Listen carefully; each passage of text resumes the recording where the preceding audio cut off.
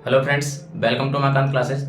Friends, set की series को आगे कंटिन्यू करते हैं। अब तक हम जो सेट में पढ़ चुके हैं वो सेट का basic introduction, representation of set, उसके बाद में कुछ एग्जांपल्स, एक्सरसाइज 1.1 ये कर चुके थे और उसके साथ में ही हमने कुछ टाइप्स ऑफ सेट के बारे में बात की थी और कुछ टाइप्स ऑफ सेट बचे हुए थे। तो मैंने बताया था कि जितने टाइप्स ऑफ सेट हमने पढ़ लिए हैं पहले उन पर बेस्ड कुछ क्वेश्चंस करेंगे और उसके बाद में हम आगे टाइप्स ऑफ सेट के बारे में बात करेंगे। ठीक है, तो उन पर बेस्ड में कुछ एग्जाम्पल्स लेके आपके सामने हाजिर हूँ। तो चलिए बिना समय खराब किए हुए और हम क्लास को स्टार्ट करते हैं। देखो आपके सामने पहला एग्जांपल दिया हुआ है कि बताइए निम्नलिखित समुच्चय में से कौन से परिमित हैं, कौन से अपरिमित हैं। ठीक है, state which of the following sets are finite और इनफाइनाइट। आपको ये बताना है कि कौन से सेट तो फाइनाइट हैं, कौन से इनफाइनाइट हैं। तो पहले तो आप रिकॉल करो कि फाइनाइट और इनफाइनाइट सेट होते क्या हैं। मैंने आपको बताया था इससे पहले वाली क्लास में कि फाइनाइट सेट का मतलब होता है कि जिसमें नंबर ऑफ एलिमेंट लिमिटेड हो, फाइनाइट हो, मतलब जिनको हम आसानी से काउंट कर सकें, उसे हम क्या कहते हैं, फाइनाइट सेट कहते हैं। और जिसके नंबर ऑफ एलिमेंट को हम काउंट नहीं कर सकें या हम कहें कि टूवर्ड्स इंफिनिटी टेंड कर रहे हैं, तो इसका मतलब सीधा सा है कि फिर वो क्या हो जाएंगे, इनफाइनाइट हो जाएंगे। तो देखो आपके सामने सेट बिल्डर फॉर्म में कुछ सेट दिए हुए हैं, तो आप इनको पहले टेबुलर फॉर्म में रिप्रेजेंट कर लो ताकि आपके लिए और भी आसान हो जाए चीजें। तो देखो इसका जब आप सॉल्यूशन करोगे तो देखो सिक्स्थ एग्जांपल का फर्स्ट क्वेश्चन देखते हैं। फर्स्ट क्वेश्चन क्या बोला है, x such that x belongs to n and x minus 1 x minus 2 equals to 0, ये दिया हुआ है। तो देखो आपको क्या बोला है कि x minus 1 और x minus 2 equals to 0। तो अब जब ये दोनों का प्रोडक्ट जीरो के इक्वल है तो ऑब्वियस सी बात है कि x minus 1 equals to 0 और x minus 2 equals to 0, इन दोनों को जीरो के इक्वल रख दो। भाई हो सकता है कि x minus 1 जीरो हो सकता है x minus 2 जीरो हो सकता है दोनों जीरो। तो दोनों को आपने जीरो के इक्वल रखा तो यहाँ से x की वैल्यू आपके पास आ जाएगी +1, यहाँ से x की वैल्यू आ जाएगी आपके पास +2। इसका मतलब है कि आपके पास जो सेट बना वो सेट क्या बन गया, 1 and 2। x belongs to n, तो 1 और 2 दोनों नेचुरल नंबर है। क्लियर है। अब इसका मतलब क्या हुआ कि इस सेट में आपके पास नंबर ऑफ एलिमेंट कितने हैं, ओनली 2 ही एलिमेंट है, केवल 2 ही एलिमेंट है। अगर 2 ही एलिमेंट हैं तो इसका मतलब ये कौन सा सेट हो गया, फाइनाइट सेट हो गया। क्लियर है, फाइनाइट सेट हो गया, परिमित समुच्चय हो गया। क्यों हो गया, क्योंकि आप आसानी से इनके एलिमेंट्स को काउंट कर पा रहे हो, 2 ही एलिमेंट हैं, तो कौन सा हो गया बेटा, फाइनाइट सेट हो गया। क्लियर है, समझ में आया क्यों। देखो यहाँ पर आपकी सेट बिल्डर फॉर्म दे रखी थी, तो सेट बिल्डर फॉर्म को आपने सबसे पहले टेबुलर फॉर्म में या रोस्टर फॉर्म में रिप्रेजेंट कर दिया, जिससे आपके पास नंबर ऑफ एलिमेंट आ गए। तो नंबर ऑफ एलिमेंट आते ही आपने क्या बोल दिया कि ये कैसा सेट होगा, फाइनाइट सेट होगा। क्लियर। सेकंड क्वेश्चन देखें, x such that x belongs to capital N and x square equals to 4। अब आप यहां से समझो, आपको बोला है x square equals to 4, तो अगर x square equals to 4 है तो इसका मतलब है कि x की वैल्यू क्या हो सकती है। यहां पर देखो आपको बोला है x square equals to 4, तो अब आप समझो कि 4 किस किस का स्क्वायर होता है, तो आपको पता है कि x इक्वल्स टू क्या हो जाएगा, plus minus under the root 4, और x इक्वल्स टू क्या हो जाएगा, +-2। इसका मतलब यहां से आपके पास x की वैल्यू क्या आई, +2 और -2। लेकिन इसने साथ में ये भी बोला है x बिलोंग्स टू n, तो इसका मतलब x क्या है, नेचुरल नंबर है ना। नेचुरल नंबर मतलब प्राकृत संख्या है। तो क्या -2 प्राकृत संख्या होती है, नहीं होती है, because x belongs to n। So x यहां से क्या आ जाएगा, x की वैल्यू कितनी आएगी, ओनली +2, ओनली +2 आई। इसका मतलब ये सेट अगर मैं इसे टेबुलर फॉर्म में या रोस्टर फॉर्म में रिप्रेजेंट करना चाहूं तो क्या होगा, ओनली 2। -2 क्यों नहीं हुआ, रीजन समझ में आया, क्योंकि -2 नेचुरल नंबर नहीं होता है, जबकि इसने बोला है कि ये क्या है, नेचुरल नंबर है। क्लियर है। तो अगर इसमें एक ही एलिमेंट है, इसका मतलब ये सेट कौन सा हो गया, फाइनाइट सेट हो गया। देखो हालांकि होने को ये कौन सा सेट होगा, मोनोटोनिक सेट भी होगा, मोनोटोनिक क्योंकि सिंगल एलिमेंट है इसमें, लेकिन इसने तो केवल परिमित अपरिमित के बारे में बात की है, फाइनाइट और इनफाइनाइट के बारे में बात की है, तो इसलिए ये मोनोटोनिक सेट कौन सा होता है, फाइनाइट सेट होता है, तो इसलिए ये कौन सा हो गया बेटा, फाइनाइट सेट हो गया। क्लियर है, ओके। थर्ड क्वेश्चन देखते हैं, x such that x belongs to n and 2x minus 1 equals to 0। अब देखो थर्ड को जब आप सॉल्व करोगे तो देखो थर्ड को सॉल्व करते हैं। इसने बोला है कि 2x minus 1 equals to 0। यहां से अगर आप x की वैल्यू निकालोगे तो x की वैल्यू कितनी आ जाएगी, 1/2 आ जाएगी। भाई -1 को इधर ले जाओगे ट्रांसपोजिशन से तो प्लस का 1 हो जाएगा, ये 2 मल्टीप्लाई में तो डिवाइड में आ गया, तो x की वैल्यू कितनी आई, हाफ।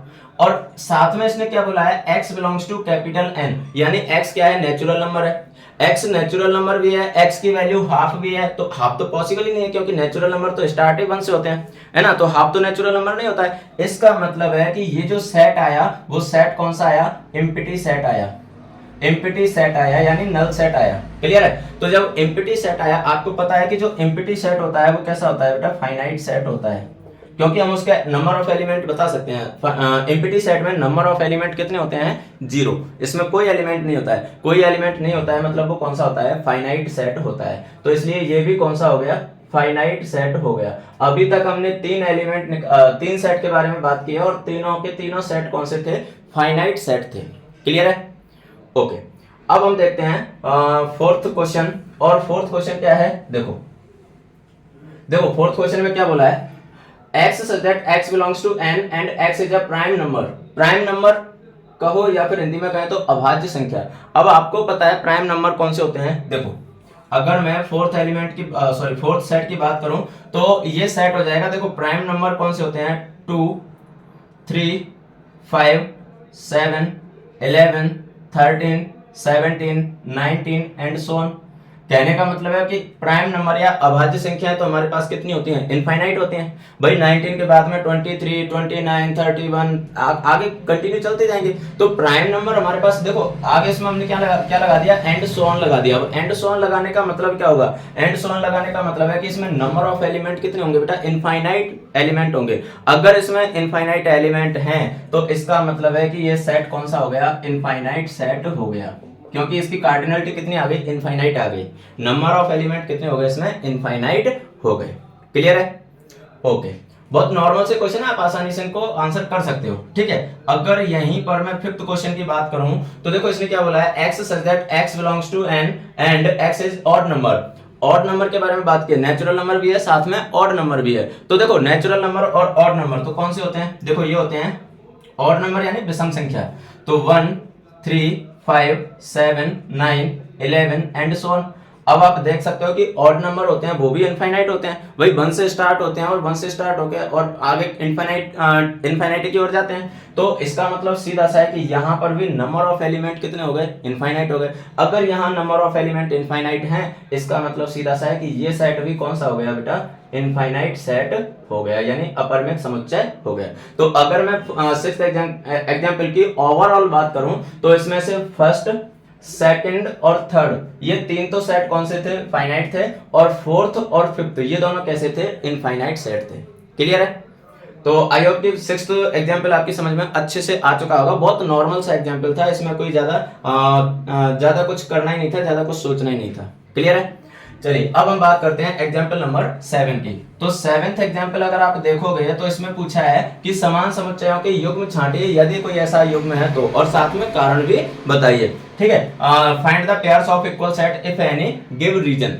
ठीक है, आपको क्या बताना है कि इक्वल सेट बताने और इक्वल सेट के अगर कोई है इक्वल सेट तो साथ में उसके रीजन भी बताना है कि इक्वल सेट क्यों है। ठीक है, अब सुनो, इक्वल सेट क्या होता है कि ऐसा सेट जिसकी मतलब दो ऐसे सेट जिनकी कार्डिनलिटी भी इक्वल हो और उनके एलिमेंट भी इक्वल हो। मतलब कार्डिनलिटी मतलब नंबर ऑफ एलिमेंट। तो किसी सेट में समान अवयव हो, मतलब समान संख्या में अवयव हो और अवयव भी समान हो, तो वो क्या होते हैं, समान समुच्चय होते हैं। यानी number of element are equal and elements are also equal, then both of the set is called equal set.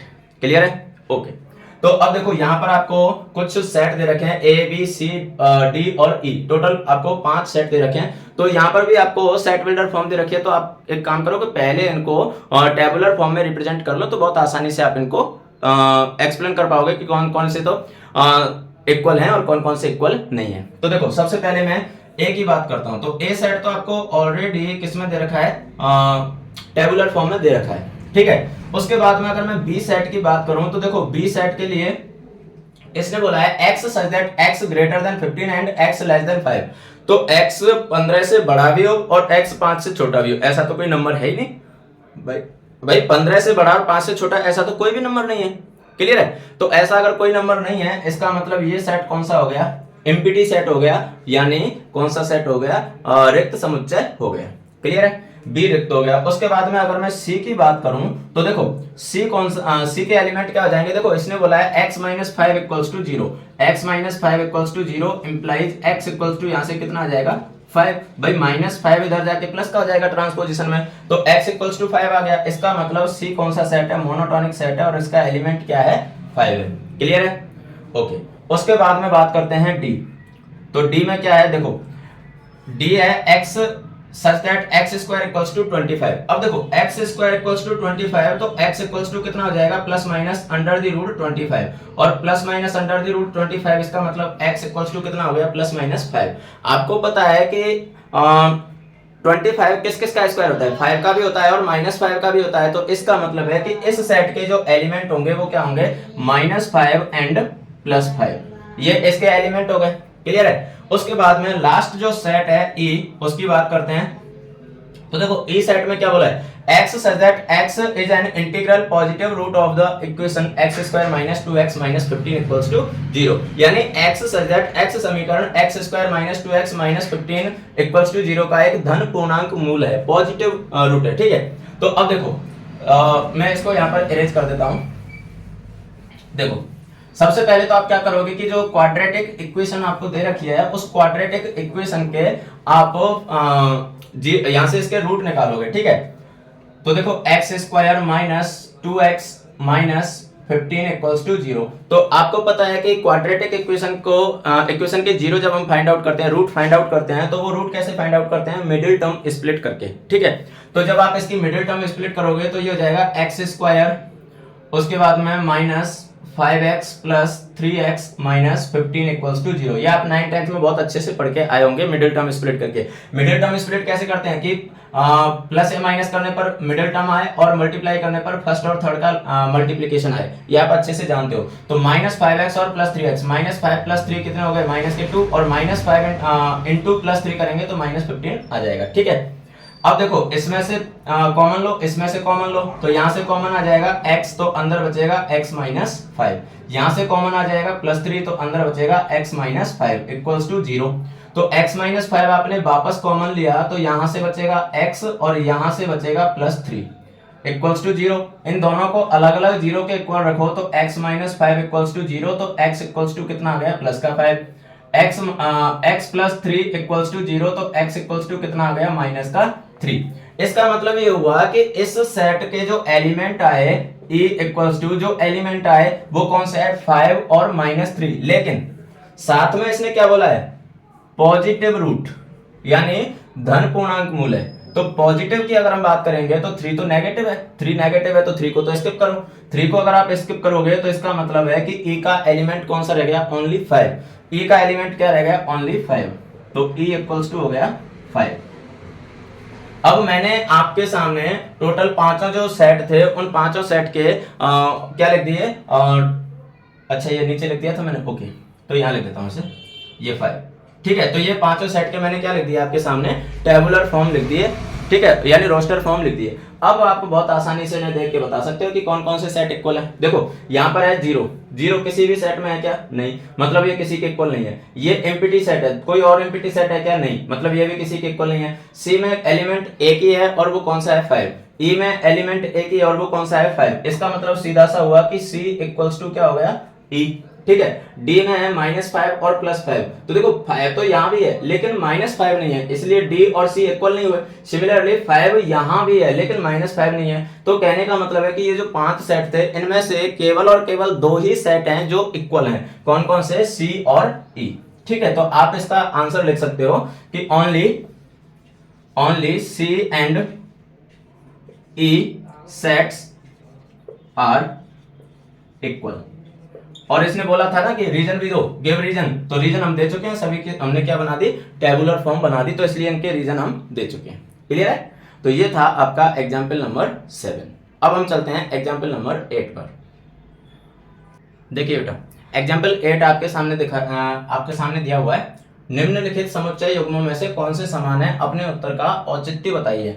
Which of the following pairs of sets are equal, justify your answer. यानी आपको 2 question दे रखे हैं, first और second, और दोनों questions में दो दो सेट दे रखे हैं। ठीक है, आपको ये बताना है कि कौन से सेट इक्वल हैं और कौन से सेट इक्वल नहीं है, या फिर दोनों ही इक्वल हैं या फिर दोनों ही इक्वल नहीं है, ये चीजें आपको बतानी है। ठीक है, साथ में इसने ये भी बोला है जस्टिफाई और आंसर, यानी अपने कारण अपने आंसर का रीजन भी आपको बताना है। ठीक है, तो देखो पहला क्वेश्चन क्या है, एक्स शब्द अलॉय के अक्षरों का समुच्चय है तथा बी शब्द लॉयल के अक्षरों का समुच्चय। दो सेट हो गए, एक तो एक्स हो गया और एक बी हो गया। ठीक है, x is the set of letters in alloy and B is the set of letters in loyal. दो शब्द दे रखे हैं और दोनों शब्दों के आपको दो अलग अलग सेट बनाने हैं। तो देखो जब आप इसका आंसर करोगे तो फर्स्ट क्वेश्चन का देखो, एक्स जो सेट है उसको आप बनाओ, अलॉय शब्द के अक्षरों का सेट बनाओ। तो अलॉय शब्द के अक्षरों का सेट जब आप बनाओगे तो देखो सबसे पहले आपने लिया ए, उसके बाद में आपने लिया एल।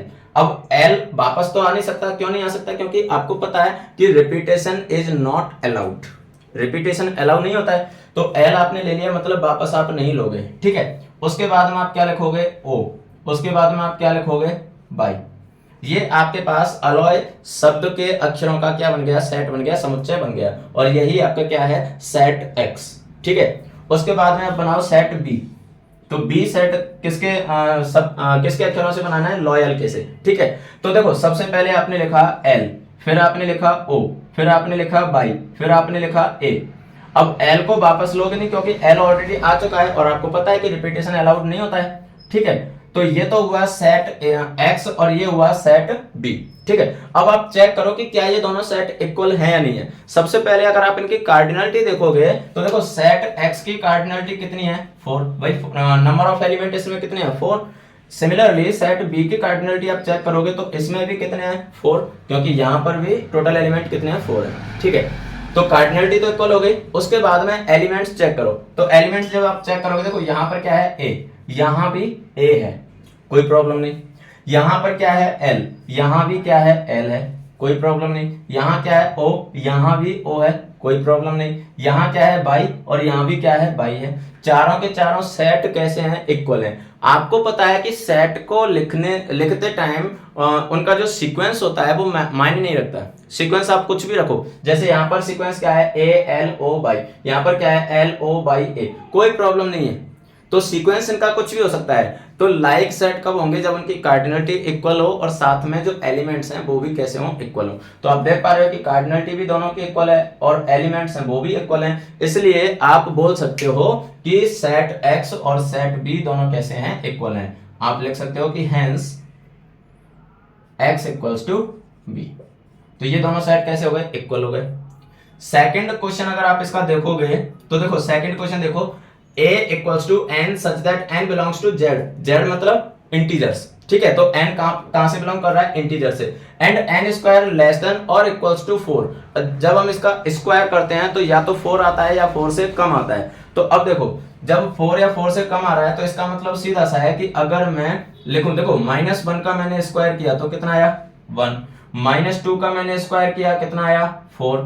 ठीक है, -3 का करेंगे तो 9 आ जाएगा, तो वो तो इससे बाहर हो जाएगा। ठीक है, उसके बाद में 0 का स्क्वायर किया कितना आया, 0। मैंने 1 का स्क्वायर किया कितना आया, 1। 2 का स्क्वायर किया कितना आया, 4। 3 का स्क्वायर करेंगे तो 9 हो जाएगा, वो इससे बाहर हो जाएगा। तो जब इसने इंटीजर बोला है तो इंटीजर में तो नेगेटिव नंबर भी आ जाते हैं। तो इसका मतलब क्या हुआ कि सेट ए इक्वल्स टू आप लिख सकते हो -2, -1, 0, 1 एंड 2। ये कौन सा सेट हो गया, सेट ए। ठीक है, इसकी कौन सी फॉर्म हो गई है, टेबुलर फॉर्म, -2, -1, 0, 1 एंड 2। क्लियर है।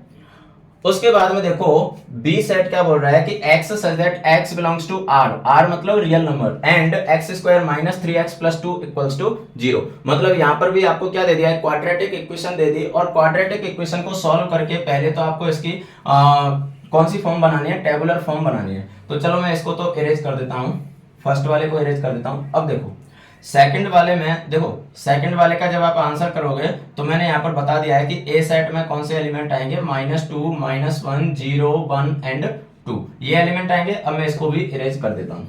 ठीक, अब हम देखते हैं सेट बी। तो बी में देखो आपको इक्वेशन क्या दे रखी है, x square -3x + 2 equals to 0। तो यहाँ पर भी आपको मिडिल टर्म स्प्लिट करके इसके फैक्टर करने, सॉरी इसके जीरो फाइंड आउट करने पड़ेंगे, सॉरी रूट फाइंड आउट करने पड़ेंगे। तो ये हो जाएगा x स्क्वायर -2x - x और +2 इक्वल्स टू 0।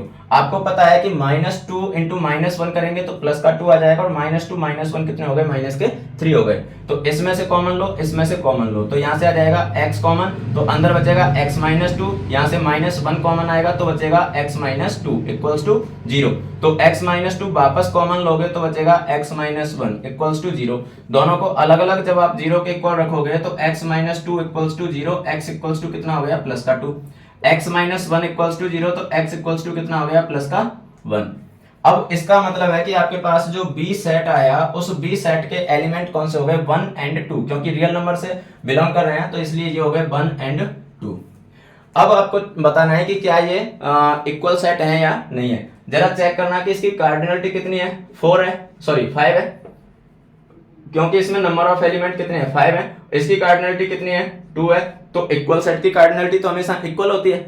भाई मान लिया कि यहाँ पर 1 है और यहाँ भी 1 है, यहाँ 2 है, यहाँ भी 2 है, लेकिन इसमें तो 0 -1 -2 भी है, लेकिन इसमें तो नहीं है। तो इसलिए आप यहाँ पर बोल सकते हो कि A not equals to B, यानी A और B इक्वल सेट नहीं है। तो ओनली जो फर्स्ट क्वेश्चन में 2 सेट दे रखे थे वो दोनों इक्वल थे। सेकंड सेट में जो सेकंड क्वेश्चन में तो जो 2 सेट दे रखे हैं A और B वो दोनों इक्वल नहीं है।